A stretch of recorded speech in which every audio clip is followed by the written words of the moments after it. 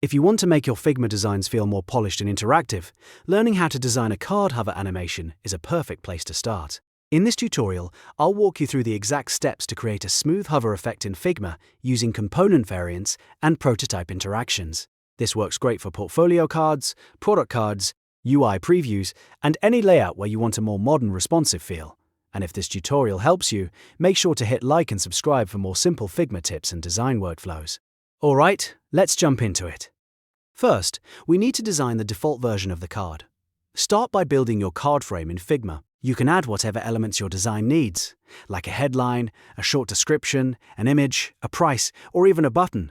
The goal here is to create the normal resting state of the card, the one people will see before they hover over it. Keep the layout clean and organized, because the smoother your structure is, the easier the animation will be later.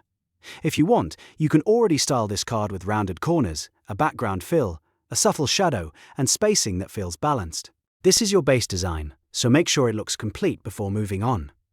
Once your default card is ready, the next step is to turn it into a component with variants. Select your card frame, then click the Create Component button at the top.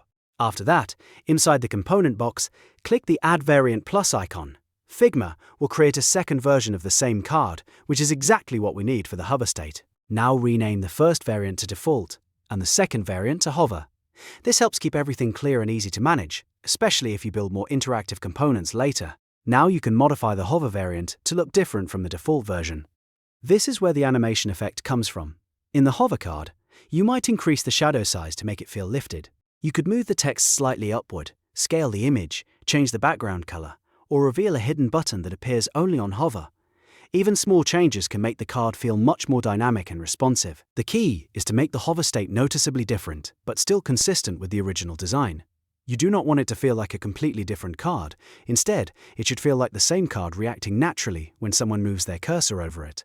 Now that both variants are ready, it's time to set up the prototype link.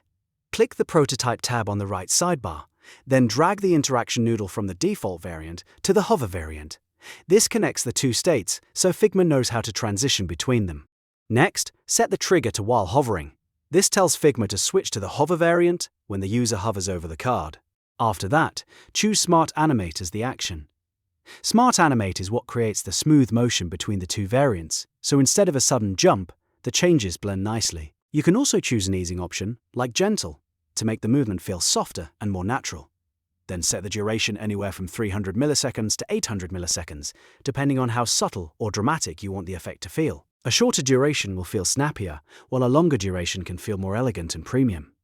Once that's set, your hover animation is ready to test. Click the Present button and hover over the card to see how it behaves. If it feels too fast, too slow, or too sharp, go back and adjust the easing or duration until it feels right.